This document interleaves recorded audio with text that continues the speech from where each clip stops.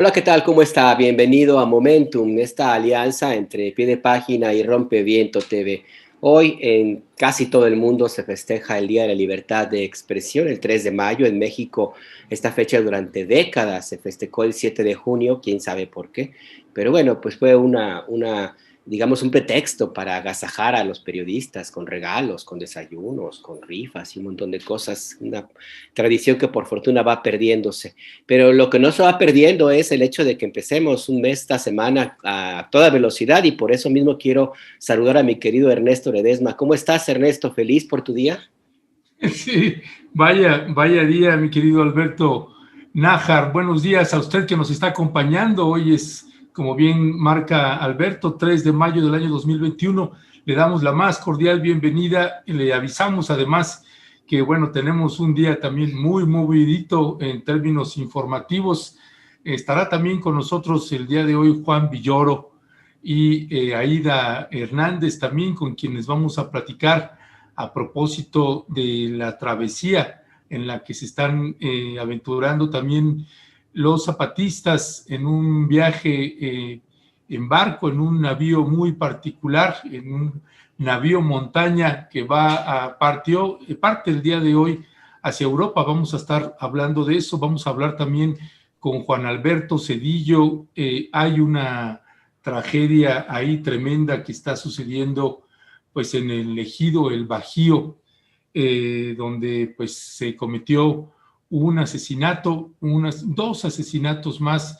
El expresidente del ejido y su esposa fueron asesinados. Ese lugar que ha enfrentado, ese ejido que ha enfrentado una gran batalla contra este pues empresario Alberto Balleres por la minera Penmont, pues un homicidio más desapariciones que hay ahí pendientes, hay fallos también contra este empresario. En fin, hay una suerte ahí de violencia que se está exacerbando. Estaremos hablando con Juan Alberto Cedillo, corresponsal de la revista Proceso en el noreste del país y que es uno de los periodistas que le ha hecho un seguimiento puntual aquí, donde hay involucrados también familiares de la gobernadora. En fin, un caso muy particular.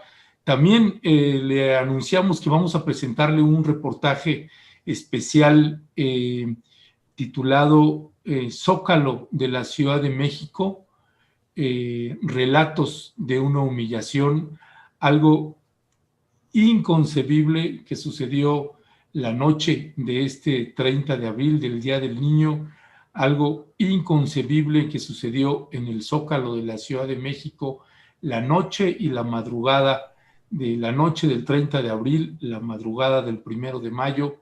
Ya le estaremos presentando este amplio reportaje y le advierto además crudo y duro reportaje con imágenes pues que sí en algún determinado momento son pues perturbadoras, por decirlo de alguna manera, pero bueno, es parte del oficio de nosotros, pues presentar la evidencia y lo que sucedió ahí, un evento que lamentamos muchísimo. En fin, vamos a tener un día bastante movido, ya estaremos platicando con usted. Por lo pronto, mi querido Alberto Nájar, tenemos que darle una continuidad porque el tema del gobernador Cabeza de Vaca y de pues el Estado mexicano, los congresos, Congreso Federal, Congreso Estatal de Tamaulipas, pues vaya batalla democrática que se está dando ahí, si se le puede llamar de esa manera. A mí no me tocó estar precisamente porque estaba en la mañanera y en la primera hora del noticiario de Momentum, pues te tocó estar en la mesa con nuestros queridísimos Maxi abogados que ya se encuentran aquí con nosotros a propósito del gobernador Cabeza de Vaca, uno de los temas que estuvieron discutiendo y analizando Alberto Nájar. Así es, el tema del desafuero del el gobernador Francisco Javier García de Vaca en la comisión, siempre se me olvida el nombre, la comisión Sí. de, ¿cuál es, Ernesto? ¿La tienes tú? Bueno, la Cámara de Diputados determinó que procede el fuero, se le notificó al Congreso local. El Congreso de Tamaulipas básicamente dijo que no iba a acatar la disposición. Y bueno, pues esto nos mete en un problema, pero digo, un problema porque hay varias vías jurídicas en las cuales tendría que resolverse. Parte de la conversación la semana pasada era justamente cuáles eran como los escenarios que iban a ocurrir. Pero si te parece, mejor que nos expliquen Federico Anaya y David Peña, porque ya ves que ya me hice bolas con el hombre en la comisión, mejor ellos que tienen todas las ilusiones de la mano. Dictaminadora. Vale. Dictaminadora. Pues que hablen los expertos mejor en esto. Pues sí, no sé en qué se quedaron, así que ¿quién pide mano en la palabra? Yo veo ahí hasta el magistrado ahí listo ya, porque veía ahí muy entrado ahí al último hombre Malboro ya a punto de tomar la palabra. Así que pues adelante, caballeros. Gracias, Ernesto. No, es la comisión instructora. Comisión instructora. Gracias, gracias. Oigan, perdón, primero, maestros, bienvenidos. Sí, perdón, no, hombre, gracias por invitarnos de nuevo. Ya estuvimos el viernes, estuvimos ahora el lunes, ya se está haciendo costumbre esto, una cosa bonita. Yo creo que en la parte final donde nos quedamos justo, estamos haciendo el análisis que un poco compartíamos con Federico de qué viene ahora en el Congreso local, y estamos en espera justo de lo que venía en el Congreso local. Y preveíamos, o se preveía, que ya el Congreso local, pues primero hacíamos el recuento el día viernes, que había tenido este ejercicio en donde había sacado una serie de lineamientos para, entre comillas, y vamos a empezar a utilizar ya la terminología que utiliza el Congreso de Tamaulipas, homologar el procedimiento de desafuero federal con el procedimiento a nivel estatal. Amparándose o ahí haciendo una interpretación, y es aquí justo el punto donde está el análisis constitucional, amparándose en el párrafo quinto del artículo 111 constitucional, el cual establece el procedimiento, digamos, que ya se siguió en la Cámara de Diputados Federal, en donde dice que cuando se trate de un gobernador, bueno, de un ejecutivo local o de un magistrado local o de una diputado, incluso diputado a nivel local, el procedimiento es este que ya se siguió cuando está la declaración ahora, la declaración de procedencia para retirar el fuero al gobernador, y el artículo dice que se comunicará a los congresos locales para que actúen en consecuencia, para que, actúen como corresponda, así dice la Constitución. Y entonces para que actúen como corresponda, pues ahí está la interpretación constitucional. A mí me parece que es bastante mañosa la interpretación que está haciendo el Congreso local. Entonces, ¿por qué? Pues porque el Congreso local dice, pues procede como corresponda, me llega la notificación de Cámara de Diputados y el mismo viernes sacan un punto de acuerdo el Congreso local, por mayoría obviamente panista, donde dicen que desconocen, entre comillas, lo que acaba de resolver la Cámara Federal y por lo tanto no tiene efectos en lo local. ¿A qué voy? Y ya saben que nos disculpamos tan temprano y ahora el lunes, tan temprano, hablar como abogados, pues ya está medio feo el asunto, ¿no? Pero lo que hace el Congreso del Estado es decide no homologar, y a eso voy, decide no repetir el proceso de desafuero federal en lo local y simplemente desobedecer o inatender, por así decirlo, lo que ya se está resolviendo en el Congreso Federal. Que esa es una cosa muy bonita porque la Constitución te dice, si ya te declararon el desafuero, si ya te quitaron el fuero, solo comunica al Congreso local. El Congreso local, ¿qué debería de hacer? Y hacíamos nosotros el ejercicio aquí el día viernes. ¿Por qué es importante el Congreso local? Porque ante quien rinde protesta el gobernador es ante el Congreso local. Ante quien jura respetar la Constitución y ejercer el cargo de gobernador es ante el Congreso local. Por lo tanto, quien tiene que, digamos, tener la notificación formal de que se le ha retirado el fuero constitucional es el Congreso local. Lo que haría, y ahí voy a cerrar esta primera participación, lo que se haría en un Estado democrático es, pues, respetar la decisión del jurado, que se estableció como jurado en la Cámara de Diputados, recibir el Congreso local ese desafuero y, en consecuencia, notificarle al gobernador y, eventualmente, notificarle a la Fiscalía General, que ya se le ha notificado al gobernador y que, por lo tanto, pueden proceder legalmente en su contra. Eso sería, y aquí hago el comentario que decía Ernesto, defender un Estado federalista, defender un Estado de democracia, defender el Estado de Derecho, escudarse en una interpretación diciendo, pues a mí no me aplica porque yo interpreto la Constitución de forma diferente y no le vamos a notificar al gobernador, me parece que no tiene nada que ver con el federalismo, con el respeto a las entidades federativas, a la autonomía de las entidades federativas, y más bien se trata de una afrenta al poder político, en este caso a la Cámara de Diputados. Y si quieren y si nos da tiempo podemos entrar a las razones con las cuales al final se decretó el desafuero, que me parece que ahí pueden ser también cuestionables en términos del alcance de los delitos, pero ese es un tema de fondo y ahorita creo que nos habíamos quedado, solo para darle continuidad a lo del viernes, nos quedamos en esta parte de la forma.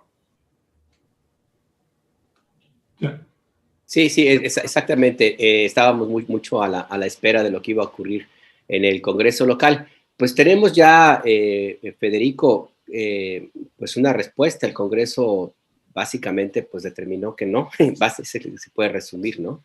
Ese es el fondo del asunto. A ver, el fondo del asunto es que la legislatura en Ciudad Victoria dice, nosotros no hemos hecho nuestra la federal. Porque homologar significa hacer igual, o sea, asumirla. Ahora, la palabreja homologar la ha puesto sobre la mesa de la Suprema Corte de Justicia el Congreso de Tamaulipas. Esa es la buena noticia. El Congreso de Tamaulipas ya había sacado unos lineamientos donde decía que cuando llegue la notificación federal, ellos van a volver a abrir el juicio de desafuero y van a volver a decidir si le quitan o no le quitan el fuero. Cuando eso ocurrió, hace más o menos un mes, inmediatamente la Cámara de Diputados federal aprobó presentar una controversia constitucional en contra de Tamaulipas. Porque los federales decían, no, lo que corresponde, que dice la Constitución, es que tú simplemente notifiques y te pongas en plan de respetar la ley federal. Nada más, no tienes por qué volverlo a juzgar. Ahora, cuando se aprobó en la Cámara de Diputados Federal esa controversia constitucional y salieron los correos, ustedes pueden imaginarse a los licenciados todos trajeados con sus folios, caminando hacia la Suprema Corte a presentar la controversia, en ese momento, allá en Ciudad Victoria, les dio miedo y se reunió la legislatura local y dijo, ok, de acuerdo, vamos a suspender estos lineamientos que habíamos aprobado y entonces los dejamos sin efecto. ¿Para qué? Para que el asunto no llegara así a la Corte.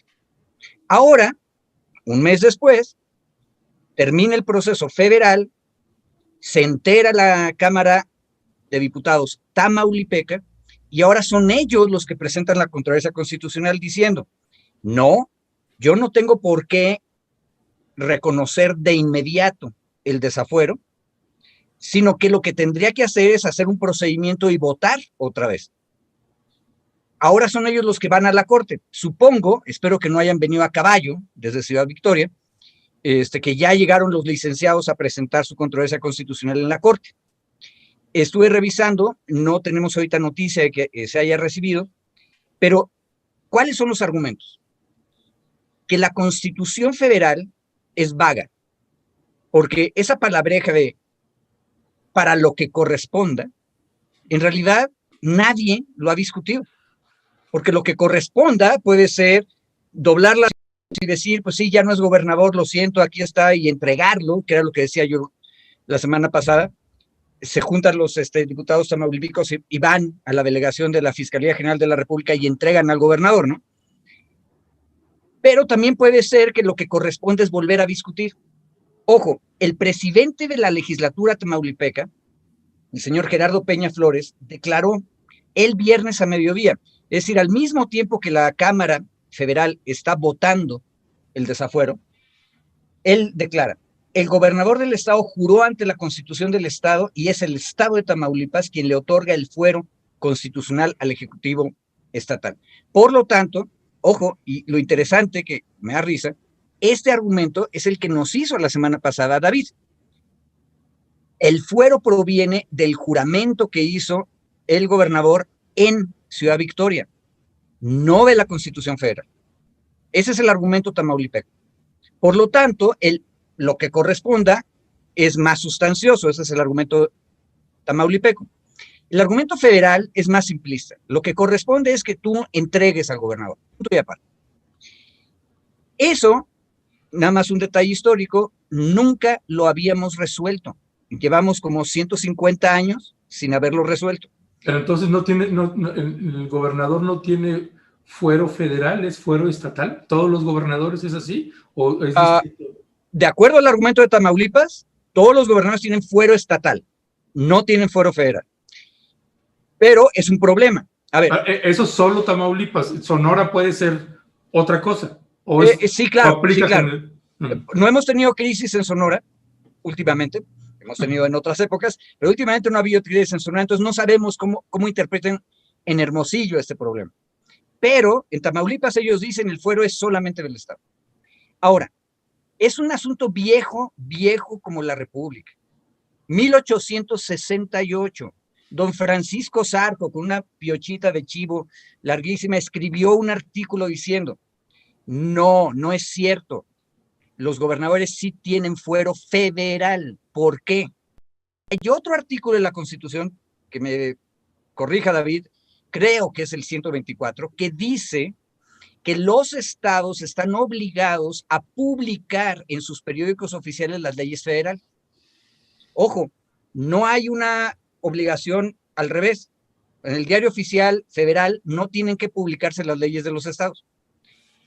Y en el momento en que la Constitución Federal ordena que las leyes federales se publiquen para ser cumplidas en los estados, en ese momento los estados, por decirlo así, se contaminan de lo federal y por lo tanto sí hay fuero federal. Por eso tú puedes acusar a los gobernadores a nivel federal desde la Fiscalía General de la República y vas y pides el desafuero en la Cámara Federal. Ojo, si García Cabeza de Vaca no hubiera cometido un delito federal, sino un delito tamaulipeco, los únicos que podían discutir su caso eran los tamaulipecos. Pero ese es un delito federal, por lo tanto se le acusa a nivel federal y le quitan el fuero federal. Es un verdadero enredo. La Corte nunca había tenido suficientes casos y la Corte capaz de que descubre que hay dos fueros, el fuero federal y el fuero estatal, y que algo hay que hacer con el segundo. Ahora, esto por eso, yo decía, es un choque de trenes, y es un choque de trenes democrático, porque el argumento de Morena en la Cámara Federal es, nos comprometimos a acabar con la impunidad, por lo tanto, hemos encontrado que hay elementos, quitamos el fuero. Y los tamaulipecos dicen, nos comprometimos con nuestro gobernador, que es panista, y por lo tanto lo defendemos. Atención, los que votaron a favor de no obedecer en Ciudad Victoria es la mayoría panista. Entonces es un problema político. ¿Cuál es la buena noticia, Ernesto? Todo el mundo está yendo a la Corte. En otra época, ahí por 1830, levantaban a la milicia estatal y se preparaban a hacer lo que ellos quisieran a punta de pistola. No, somos civilizados, le pedimos a la Corte que nos diga qué hacer. Y hasta ahora no he visto que los fiscales federales o los sheriffes federales lleguen a Ciudad Victoria a tratar de arrestar al gobernador. Yo creo que ya no tiene fuero y por lo tanto los fiscales federales podrían ya pedir una orden de aprehensión, citarlo, pero hasta ahora no ha pasado. Todos somos civilizados, estamos esperando a ver qué dice la Corte. A ver qué dice la Corte, pero en el fondo también podría interpretarse, David, como un desacato a un ordenamiento de un poder federal. El Congreso de la República, porque la Cámara de Diputados forma parte del Congreso. ¿El escenario de la desaparición de poderes es plausible? A mí me parece que un poco lo retomas del tuit que sacó ayer Monreal, ¿no? De un tuit que sacó Monreal diciendo, pues ya procedan a la detención y desaparezcan poderes. A ver, yo creo que justo el punto que coloca Federico de qué es lo que procede y que se puede esperar a que la Corte resuelva. Yo no sé si necesariamente estando en campaña electoral van a esperar a que la Corte resuelva dentro de 8 o 9 meses, porque ya pasó el momento electoral, ¿no? Entonces ese es un tema de agenda que me parece importante recuperar.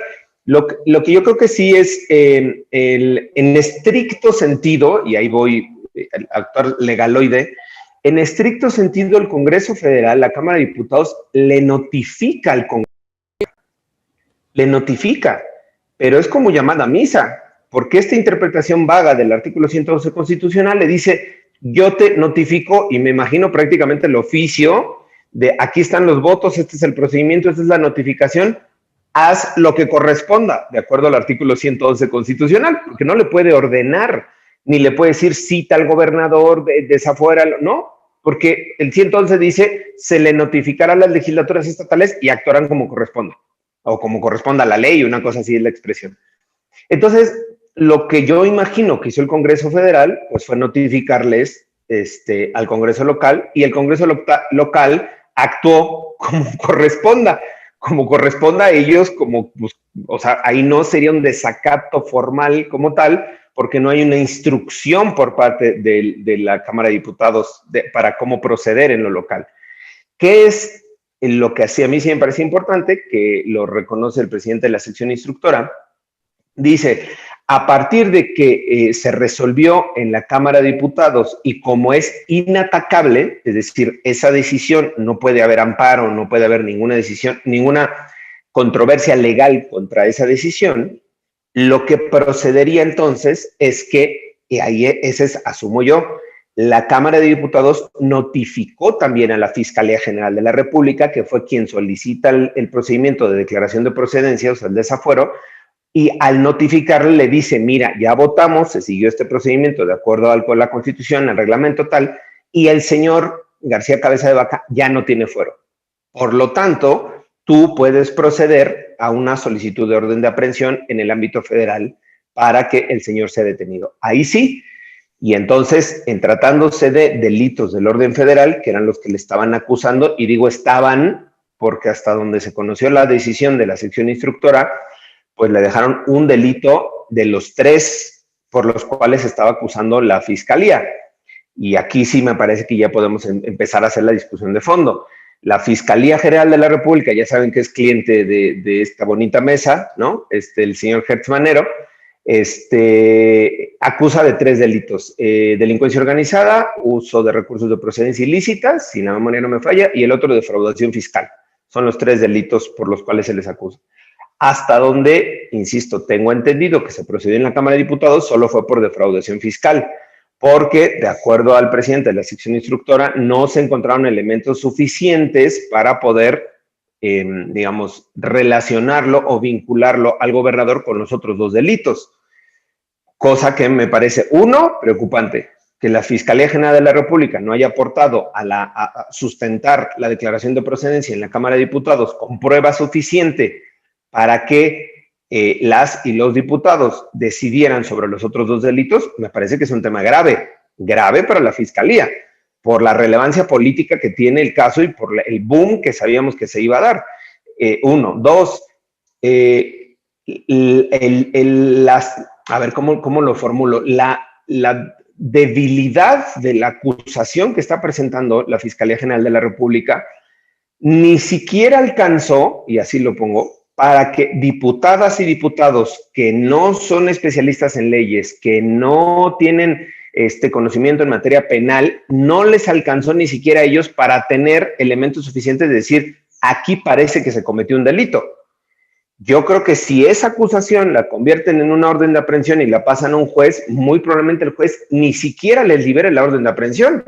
O si encontraran un juez gracioso, digamos, por la gracia que les va a dar, que les otorgue la orden de aprehensión, les puedo apostar, y ya no voy a seguir apostando porque luego ya he perdido un par de ocasiones, que no aguanta un juicio y no aguanta un proceso penal formal para sustentar esas acusaciones. Y digo, lo infiero a partir de lo que declaró el propio presidente de la sección instructora, que no habían encontrado elementos para los otros 2 delitos, que es delincuencia organizada y el uso de recursos de procedencia ilícita. Y él dice, y termino con eso, sí encontramos movimientos raros en sus cuentas, de dinero no reportado, no registrado, pero no podemos presumir que es dinero ilícito.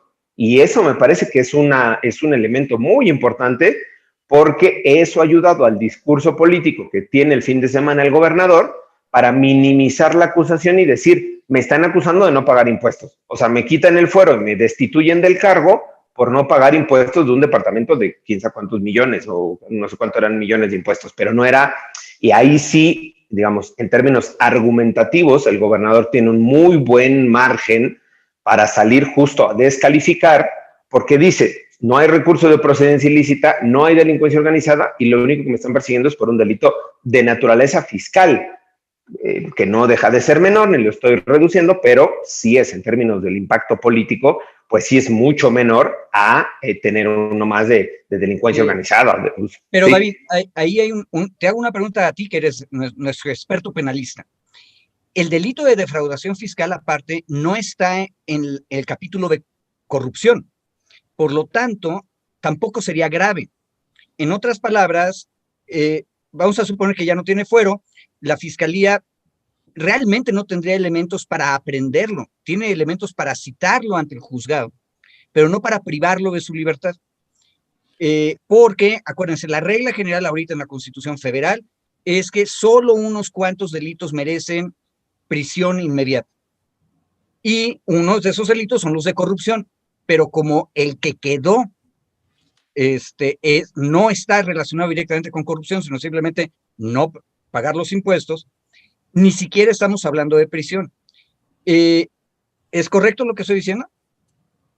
Completamente correcto, mi querido magistrado, exactamente. O sea, por eso yo decía, recuperaba el discurso de García Cabeza de Vaca, no sé si lo tienen por ahí en el staff, el discurso que sacó en Twitter. Hay unas partes que, bueno, obviamente es político y arenga política, pero hay una parte donde justo dice, no se me acusa de delito grave, no se me acusa de violación, no se me acusa, o sea, un poco haciendo alusión a Salgado Macedonio, un poco haciendo alusión al diputado Huerta de Puebla, estas alusiones políticas. Dice, lo que se me acusa es de no haber pagado ¿no? Y presenta ahí unos documentos donde según se pagó. Pero efectivamente, como dice Federico, ni siquiera merita ni siquiera, si solo es por ese delito, ni siquiera meritaría una orden de aprehensión. Y yo aquí tengo una duda, y si es duda y que la comparto con el público, no alcancé a estudiar si la procedencia de la declaración que hizo la Cámara de Diputados solo en relación a un delito de los tres, a la Fiscalía para no pedir los otros dos delitos, o si puede ampliarlo. Y ahí Federico ya me está diciendo que no, entonces, a ver, ilústrame. A ver, lo que pasa es que eso sí lo estuve pensando yo el fin de semana. La declaración de procedencia no es como el juicio de extradición. En un juicio de extradición, el país extranjero revisa, para proteger la libertad individual, solamente un delito. Y cuando el reo sale del país extranjero y viene a México. Sí, está limitado, no puede ser juzgado por otro delito. Ajá. Exacto, esa es la regla de extradición, pero ojo, ahora sí que Tamaulipas decidió ser parte de la Federación Mexicana, no es un país extranjero. Por lo tanto, no aplican estas reglas de extradición, simplemente le quitaste el fuero. Por lo tanto, en ese momento, a nivel federal, en mi opinión, Cabeza de Vaca es un ciudadano cualquiera al cual lo podemos acusar de cualquier cosa. Sin embargo, si ya lo habían acusado de 3 y solo sobrevivió 1, a mí sí me da terror que la Fiscalía General no sea capaz de producir más acusaciones que tengan realmente peso. Pero entonces, ¿de dónde sacas eso? ¿Que la Fiscalía no va a ser capaz? De los hechos presentados por David hoy. O sea, y de los antecedentes históricos. Todos los Exacto. Principio de especialidad se llama, ¿no? Principio de especialidad, que es solo específicamente a lo que está limitado esto en el acuerdo, en el tratado de extradición. Y justo esto decía, si ya le quitan el foro, pueden acusar por las otras. Qué bueno que nos ilustras, mi querido Federico. Pero sí, Ernesto, con este riesgo de que el fiscal se le vaya a aventurar a imputar 2 o 3 delitos más, y pues ya no quiero ver cómo le va a salir al fiscal el asunto, ¿no? Bueno, de hecho, ahí tenemos materia para más controversias. Imagínense ahora a la legislatura y al gobernador. Bueno, todavía no sé si es gobernador todavía, pero al señor García Cabeza de Vaca, yendo a la corte diciendo, a ver, aquí también aplica el principio de especialidad de la extradición, entonces solamente puedo ser procesado por este delito. Es más, incluso, si fuera más valiente, que yo creo que no lo es, porque él no fue a la Cámara a defenderse, mandó a su abogado, yo creo que lo que tendría que hacer es él solito ir a presentarse ante el Ministerio Público o ante un juez penal para decir, oigan, dicen que no pagué los impuestos, aquí están mis impuestos pagados. Es que le pueden hacer la Rosario Robles. Entonces, yo creo que no se va a arriesgar el gobernador. A ver, abogado, si les parece, y retomando precisamente lo que decía aquí el último hombre Malboro, vamos a ver lo que dijo, los dichos de precisamente el gobernador Cabeza de Vaca, y regresamos a comentarlos. Vamos a ver. Sí, señor. En el marco de la celebración del 108 aniversario del Ejército Mexicano, el gobernador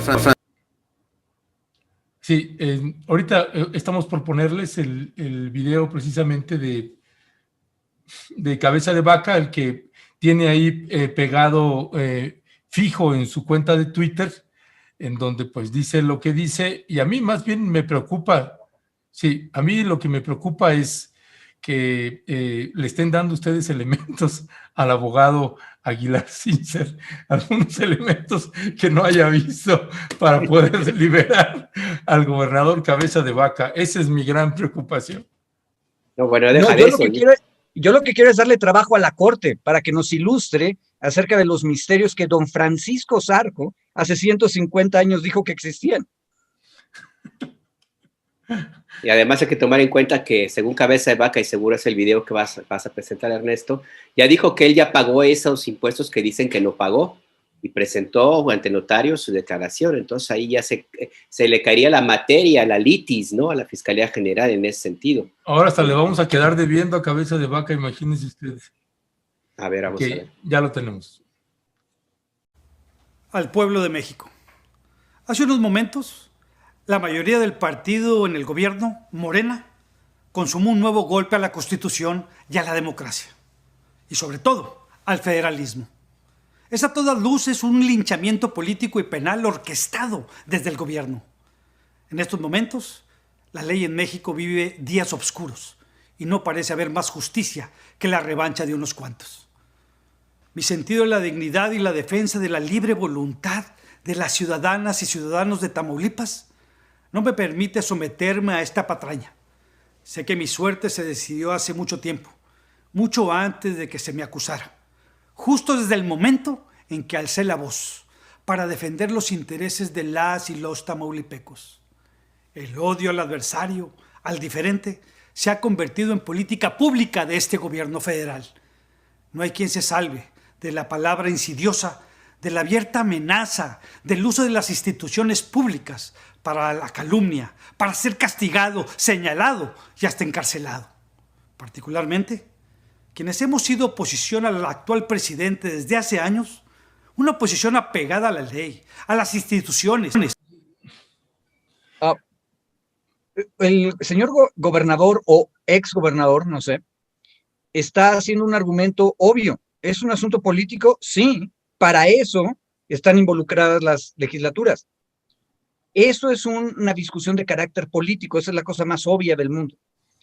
A mí lo que me da gusto es que ustedes tienen ahorita una mayoría democráticamente electa a nivel federal que opina una cosa y otra mayoría democráticamente electa en Tamaulipas que opina otra. Y la solución hace 150 años era armar a las milicias y enfrentarnos en un campo de batalla. No, ahora es presentar controversias constitucionales y que los 11 ministros decían, es un paso civilizatorio importante. Qué bueno que lo estamos haciendo y por eso estamos haciendo argumentos. Creo, aparte, que la posición del señor García Cabeza de Vaca es débil porque lo cierto verdadero es que tenemos en este momento por lo menos 2 gobernadores tamaulipecos que han estado en la misma circunstancia que él y que están siendo procesados penalmente. Y esa es la gran reflexión que tendríamos que hacer. Hasta ahora habíamos tenido impunidad, había que esperar a que ya no fueran gobernadores para entonces acusarlos. Hoy lo que podemos hacer es activar el mecanismo político de discusión y tomar decisiones antes. Ahora, yo desearía que nuestra Fiscalía General de la República fuera más eficaz. No lo está haciendo, pero también eso es parte de las instituciones. Creo que en general tenemos una buena noticia y esa buena noticia ya espantó a varios otros gobernadores que creían que todo es una negociación política en lo oscurito. No, las negociaciones políticas se hacen en las cámaras, con votos y arriesgando todo mundo en un póker abierto las fuerzas que tienen, los argumentos que tienen. Así aprende la sociedad. Es un juego más rudo, pero es muy civilizado. Ya. Pues sí, pero al final de cuentas seguimos con el mismo enredo, porque entonces aquí varios en el chat han estado preguntando, planteando este tema que hemos conversado, pero no sé si no acaba de quedar claro. O sea, la idea es quitar el desafuero y después lo pueden acusar de los demás delitos. Es como el resumen de las preguntas que están en el chat. Pero si este delito por el cual se le acusa, que es no pagar impuestos, está siendo controvertido por el mismo gobernador con una declaración patrimonial y declaración de impuestos, en sentido estricto, la litis estaría entonces en un cierto riesgo y no sé si ya con eso se cerraría la instrucción, puesto que fue desaforado con este delito en específico. No sé cómo queda ahí, David, este enredo. Tengo apagado el micrófono. No, yo creo que, o sea, justo lo que hace Federico nos hace la aclaración, digamos, que el retiro del fuero no sobre los delitos que se le está la acusación, y me parece que es importante. Igual en el chat hacían varios comentarios, ¿no? Decían, ahí me corrigían la plana, ¿no? Y me decían, abogado, le quitaron el fuero, no, fue acusación penal, no sé qué. Ya yo antes de externar mi opinión, aclaré que no tenía certeza sobre cómo eran los efectos.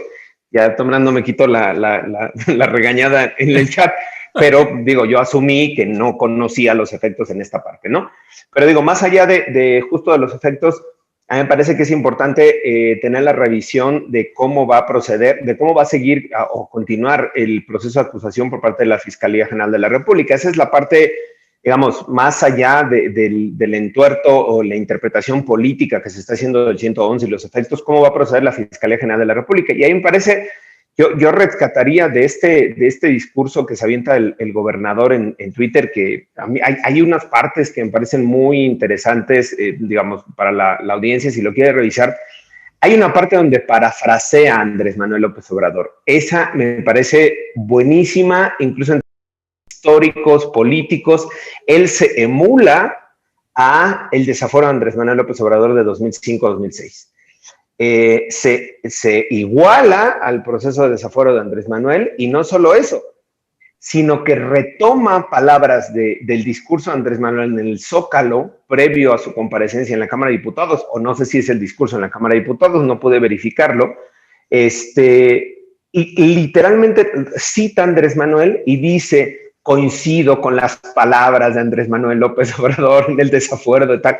Es una injusticia y es una utilización del Estado, de las instituciones. O sea, yo creo que le está dando mucho, ¿cómo decirlo? El efecto político, desde luego, de la acusación, o sea, el entendimiento del efecto político de la acusación. El gobernador le está, me parece que es mejor la estrategia política de discurso político que está llevando que la estrategia jurídica que ha llevado Aguilar Sincer, honestamente. Yo considero que el gobernador va en su discurso político, yo no voy a decir, qué buen gobernador, no, tiene un discurso político que le llega a la ciudadanía que votó por él, a que le llega a la gente que votó por él, y que jurídicamente no necesariamente tiene la mejor defensa. Ahora ya salió públicamente a presentar las pruebas de la comprobación de los pagos de impuestos y no sé qué, que yo supongo que eso también se presentó en la Cámara de Diputados. Es inferencia mía. Yo supondría que esos comprobantes se presentaron como prueba en la Cámara de Diputados. Si no fue así, pues yo insistiría en que qué mala defensa está teniendo el gobernador. Pero si fue así y no dio, o más bien la Cámara de Diputados consideró que aún a pesar de esos documentos había elementos para sospechar que no había pagado esa cantidad de impuestos, a mí me parece que el fondo de la discusión sobre este tema solamente del pago de impuestos se puede extender mucho más si con otros datos o con otros elementos, la Unidad de Inteligencia Financiera, el Procurador Fiscal u otras entidades pudieran robustecer otras acusaciones, sobre todo en el tema de la incongruencia entre sus ingresos y lo que reportan sus cuentas. Ahí me parece que puede estar el quid del asunto, ahí me parece que puede estar como un filón donde pudiera la Fiscalía General de la República agarrarse como para poder extender estas acusaciones a otras acusaciones, como ya me corrigieron en el chat, pueden acusarlo ahora ya de otros delitos del orden federal, obviamente del orden local no creo, pero del orden federal sí. Y entonces ahí más bien yo sí esperaría que la Fiscalía sí pudiera estar presentando otras acusaciones, otras imputaciones en su contra primero, por otro tipo de delitos, posiblemente sí, ahí sí, ya vinculados con delincuencia organizada, en virtud de que ya no tiene que hacer un procedimiento público frente a la Cámara de Diputados, sino que puede preservar la investigación, hacer un procedimiento, digamos, con la secrecía de una investigación ministerial y solo hacer la imputación directa frente a un juzgado federal, en este caso a un juez federal, para que eventualmente le dé una orden de aprehensión. Alberto, Ernesto, no sé si puedo contestar una pregunta que nos hicieron en el chat. Sí, adelante. Mira, Macar Telles nos dice, los abogados dicen que por defraudación fiscal no amerita cárcel y creen en el caso que no paguen si amerita prisión. Bueno, nos dice, chequen el Código Fiscal de la Federación. A ver, ese delito, no pagar impuestos, sí está castigado con prisión. Lo que estábamos diciendo David y yo es que no amerita prisión preventiva. Es decir, yo puedo ser acusado de defraudación fiscal, pero mientras dure el juicio y yo presento mis pruebas que me exoneran y la fiscalía presenta las pruebas que me inculpan, durante ese momento no estoy en prisión. Si me encuentra culpable el juez y terminan todas las apelaciones y resulto culpable, entonces entraré en prisión. Pero antes no, o sea, no hay prisión preventiva, porque la defraudación fiscal no está en el capítulo de corrupción. Los delitos de corrupción sí tienen prisión preventiva. Y eso es lo que hace todavía más complicado el caso. Todos estamos aprendiendo derecho. Perdón por la aclaración, pero gracias, Macar Telles, por la nota. Es complicado. No decimos que no tenga prisión, decimos que no tiene prisión preventiva. Ok. Pues bueno, mis queridos abogados. No, perdón, nada más aclarar ahora, porque si no nos van a seguir regañando, porque van a estar muy regañones en el chat. Prisión preventiva oficiosa. Eso, exactamente. Nada más se le faltó el apellido a mi querido Federico. O sea, prisión preventiva oficiosa del artículo 19 constitucional. Sí tiene prisión. Tradúcele a la gente. Es decir, que por el tipo de delito, como por la gravedad del impacto del delito, el juez está obligado a dictar la prisión preventiva de oficio, sin que haya una justificación, una necesidad, riesgo de fuga, riesgo para las personas testigos, nada de eso. El juez, de forma oficiosa, es decir, de oficio, de motu propio, de por sí mismo, por ello el juez o la jueza, le dicta la prisión preventiva como una medida de acuerdo al 19 constitucional. Eso es la prisión preventiva oficiosa. Eso es, este delito no está en ese catálogo y por lo tanto tendría que justificar el Ministerio Público la necesidad de tenerlo en prisión para que no se vaya a dar a la fuga. Pero si están hablando de un delito que importa 6 millones y cachito de pesos, pues me parecería que en la propia audiencia puede llegar con su mochila al gobernador y decir cuánto te debo, ¿no? O sea, aquí está y ahí muere. O sea, literalmente. O sea, por eso es digamos, lo delicado del asunto no es tanto qué va a hacer el Congreso local, sino cómo va a actuar la Fiscalía General de la República ahora. Ok, bueno, abogados, bueno, vamos a abordar ya aunque sea los últimos 10 minutos esto que proponía Federico Anaya a propósito de un tuit de Joaquín López Dóriga para pasar ya al siguiente tema en estos últimos 10 minutos y que López Dóriga tuitea algo usando la intervención que tuve en la mañanera con el presidente López Obrador a propósito del caso Ayutla. Y obviamente al ver que un personaje como López Dóriga está usando mi tuit y mi intervención para golpear al presidente López Obrador como si fuera el gran periodista defensor de las causas justas de los pueblos indígenas, pues le respondí. Y esa respuesta pues se viralizó y hay muchísimo comentario al respecto. El buen Federico le encontró un ángulo ahí interesante a ese debate que se da ahí. Aquí te voy a pedir, por favor, Leonardo, si puedes poner ese tweet, ahí está. Este es precisamente los dichos de Joaquín López Dóriga y la respuesta que le doy a eso que está publicando López Dóriga, es decir, él pasa mi video, pasa mi intervención y dice más claro ni el agua, abordando a propósito de que en Ayutla tienen 3 años y 10 meses sin agua, y esa era parte de la discusión que tenía con el presidente López Obrador. Mi señalamiento puntual es básicamente, además de decirle que pues no sea cínico, es la parte que para mí me parece fundamental, que por décadas ellos no solo encubrieron la corrupción, sino que formó parte de ella, y que desde mi punto de vista, pues hay varios periodistas y medios de comunicación que tienen una alta corresponsabilidad en las condiciones de pobreza, criminalidad, corrupción e impunidad que hay en México. Federico Anaya tenía un ángulo que quería comentar, así que adelante, mi querido Federico. Bueno, Ernesto, cuando yo vi primero el tuit de López Dóriga y luego tu respuesta, inmediatamente la idea que surgió y que concretamos en una frasecita es falsa coincidencia. Los periodistas del viejo régimen estaban acostumbrados a hacer el elogio del poder porque el poder les estaba pagando. Esa es la verdad, más nada. Y entonces le consentían al poder cualquier cosa. A veces, de vez en cuando, las cosas buenas que hacía el poder, pero casi siempre la corrupción del poder.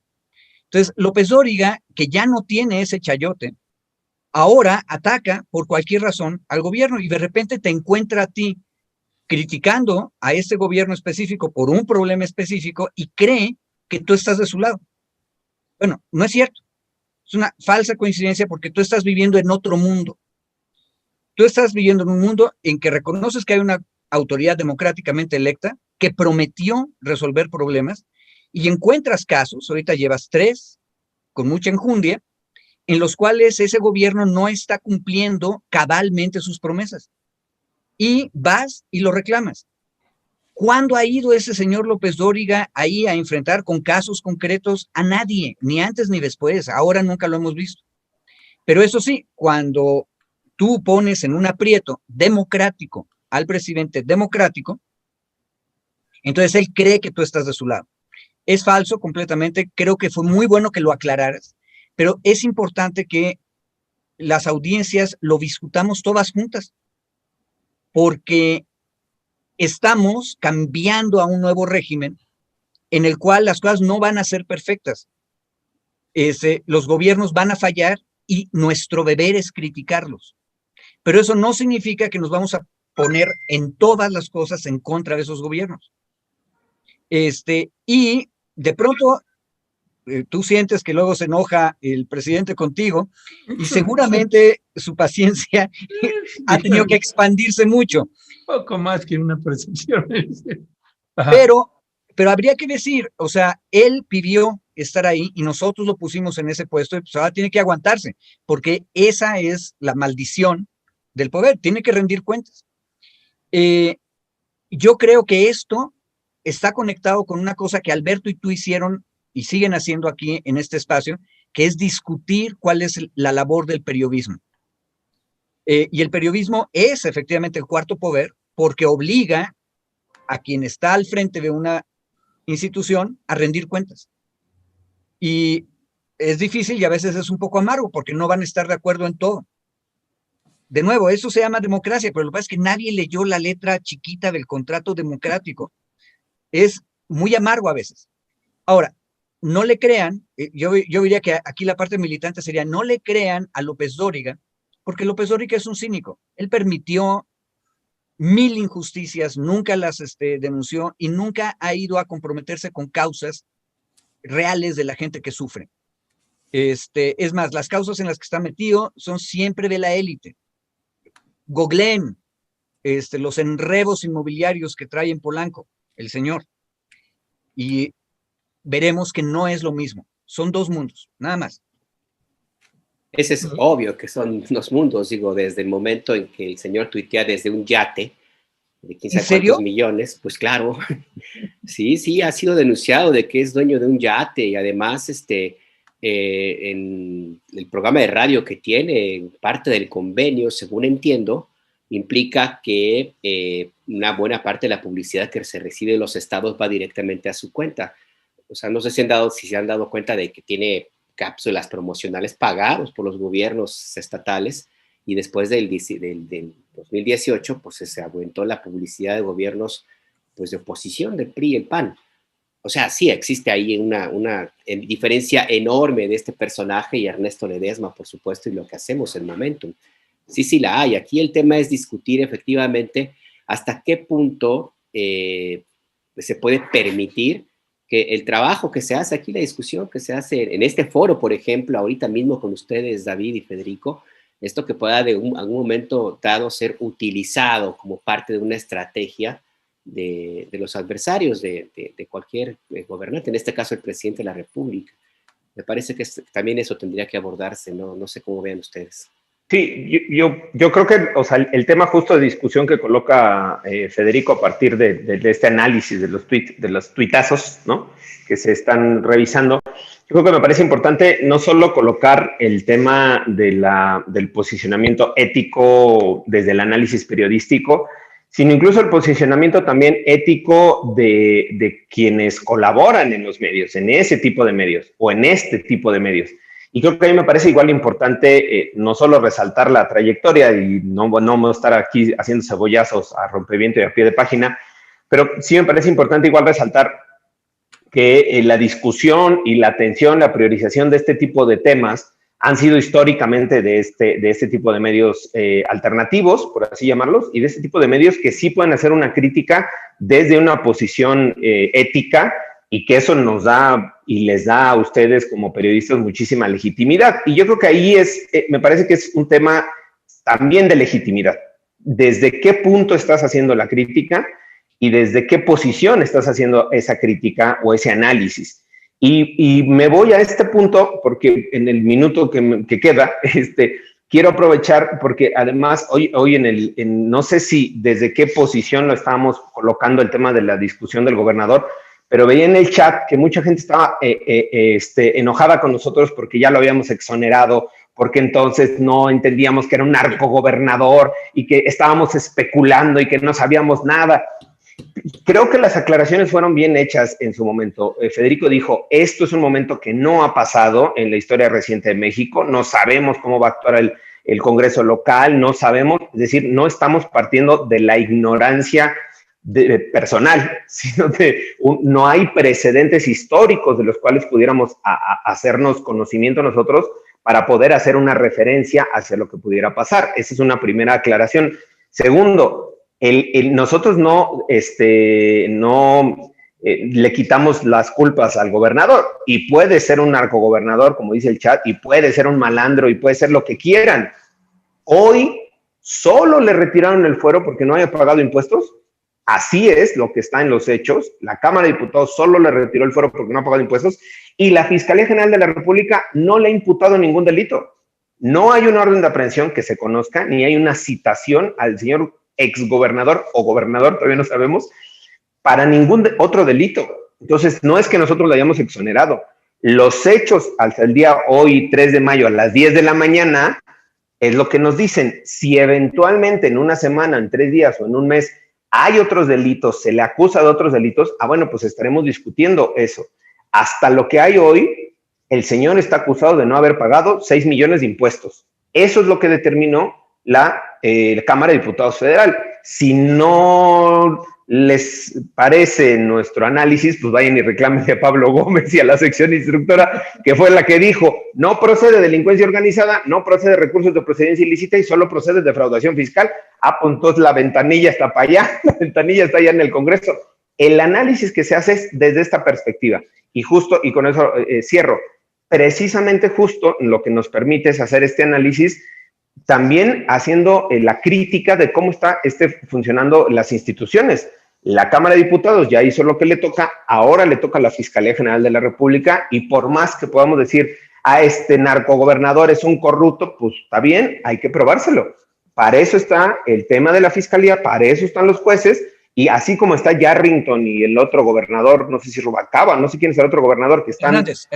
Hernández, procesados, extraditados de Italia y procesados en Estados Unidos, pues está bien, ahí hay datos de prueba. Aquí en México no se han logrado sustentar o no se han logrado tener, cuando menos públicamente. Probablemente sí los tenga la Fiscalía, y yo haría votos porque si los tenga, los presenta ante un juez y se pueda detener al exgobernador, vamos a decirle cabeza de vaca.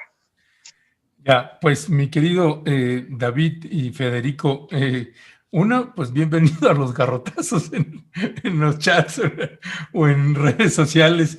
Pues bueno, sí, son cosas que suceden. Yo nada más quisiera cerrar haciendo estos dos comentarios. Uno, esto que está señalando David Peña.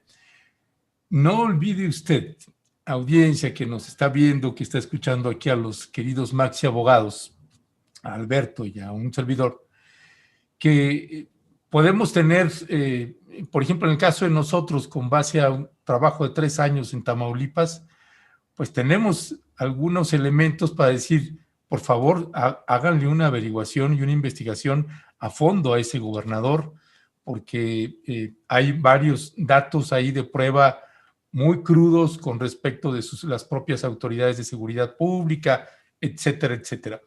Usted puede hacer, una cosa es lo que uno quiere porque intuye que ese gobernador o que ese funcionario ha sido muy corrupto, le ha hecho daño a los tamaulipecos o al país, etcétera.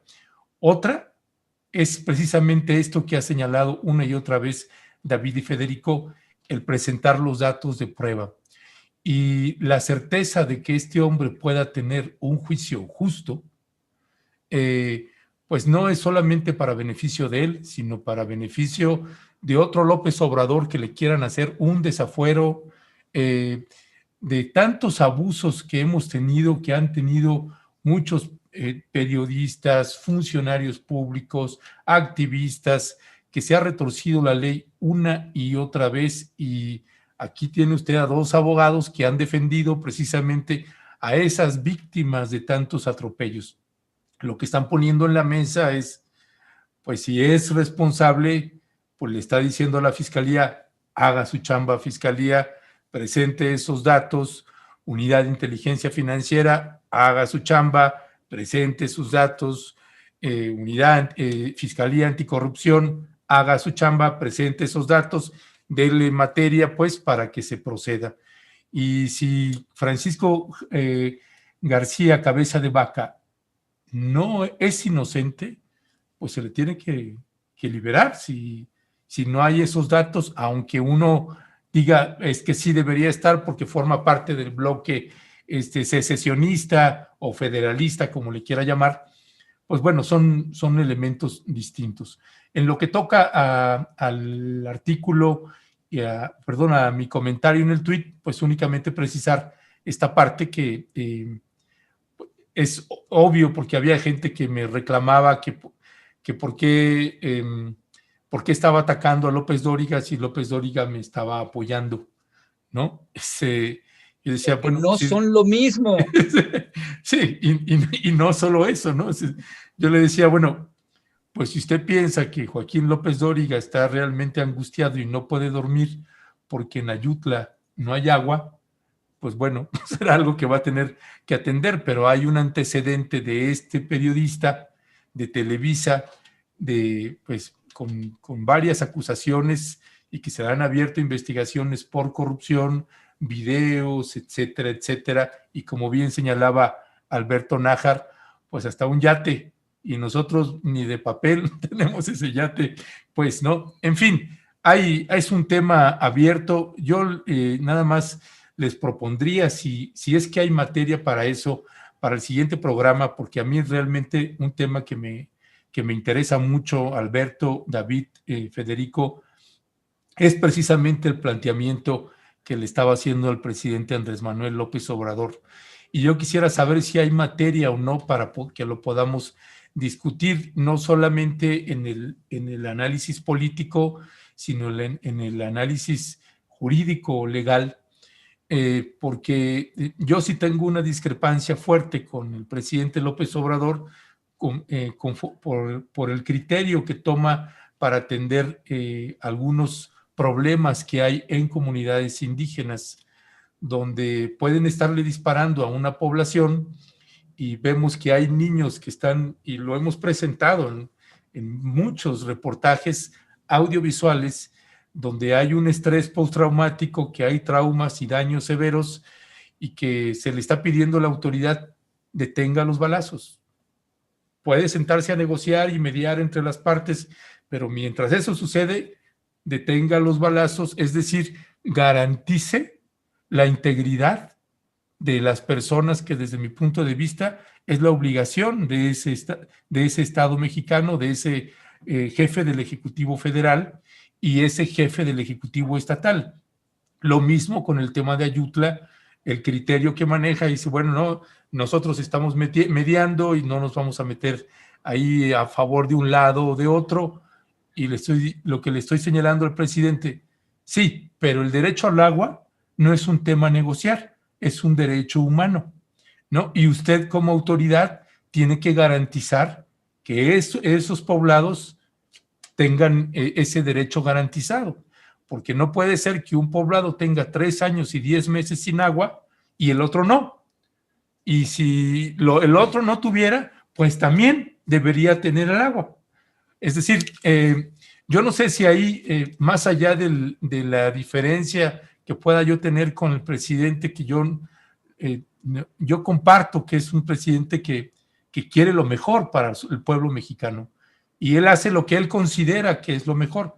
Aquí tengo una fuerte discrepancia porque estoy viendo in situ que hay una afectación grave a una población. Y no sé si eso dé materia para que se pueda discutir en el ámbito legal, jurídico, o solo desde el ámbito ético, político. No sé cuál sería ahí su valoración, pero poder abrirlo para otra mesa. Un detalle, y en esa mesa yo agradecería que el equipo de Pie de Página, que ha estado discutiendo esta cuestión de cuál es el papel del periodismo de base, que está allá abajo documentando las cosas, ¿qué nos puede decir? Porque eso es donde ustedes se juntaron para hacer Momentum.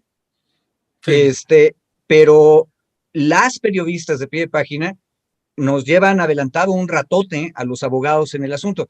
Pero, ojo, aquí es donde se cruza lo jurídico, político y lo periodístico. Yo creo que sí va para una mesa, pero vayamos con orden, como decía el Destripador, por partes.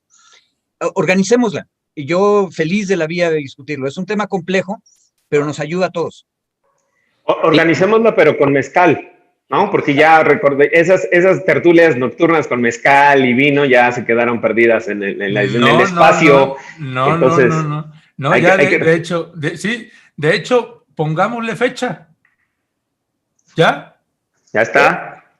¿De una vez? Puede ser este mismo, ¿qué? Miércoles o jueves, ¿no? En la nochecita. No, este miércoles, jueves no puedo. ¿Ya ves? No, yo digo... Organicémonos. Sí, nos ponemos de acuerdo, pero a lo mejor de este fin de semana en 8. Igual, pero, listo, para ponernos a estudiar también. Hacemos la tertulia con... Para que no nos tundan en el chat de no sabe nada, es pinches abogados, ¿para qué los invitan? No, para nada. Pues sí, claro que sí, Federico cuenta con nosotros, claro, sí.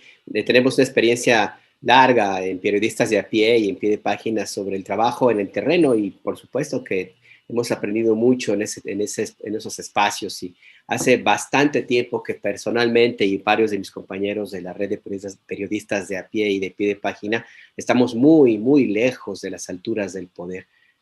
A nosotros no nos pueden acusar de otra cosa más que de empobrecimiento inexplicable, pero bueno, esos son los avatares. Pues sí, lo organizamos, claro que sí.